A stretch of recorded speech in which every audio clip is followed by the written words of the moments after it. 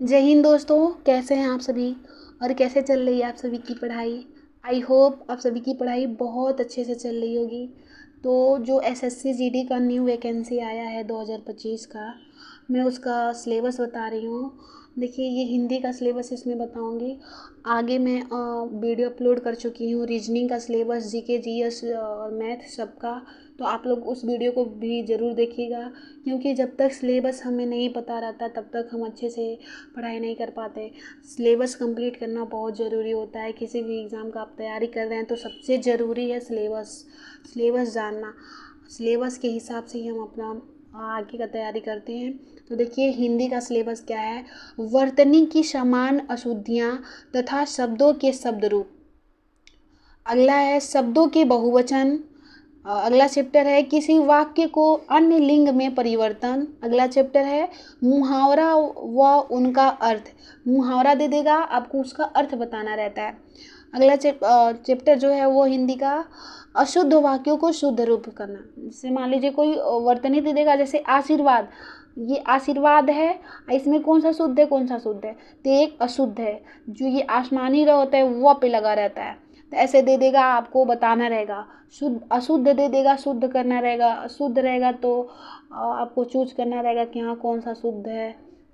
अगला है तो वो है विलोमार्थी शब्द हैं।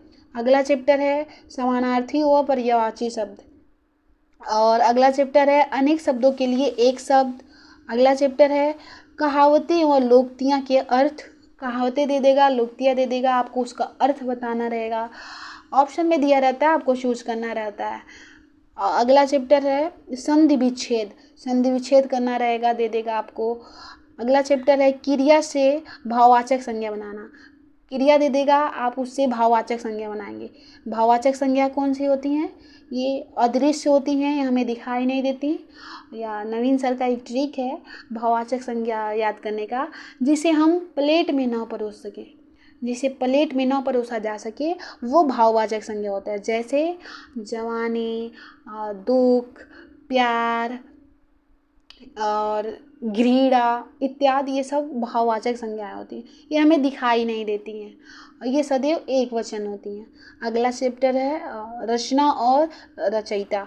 जैसे रचनाकार और रचयिता, जैसे मान लीजिए कोई लेखक दे देगा और उनकी रचना पूछेगा, या फिर रचना दे देगा, पूछेगा कि इसके लेखक कौन है।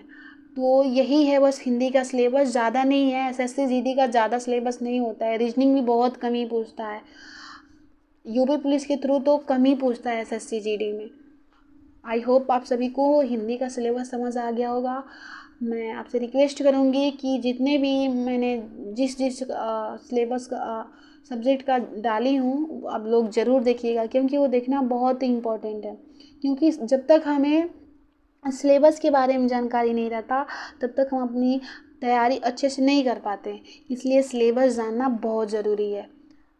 अगर आपको वीडियो मेरी अच्छी लगी हो तो प्लीज़ लाइक करिएगा और चैनल को सब्सक्राइब कर लीजिएगा। Thank you.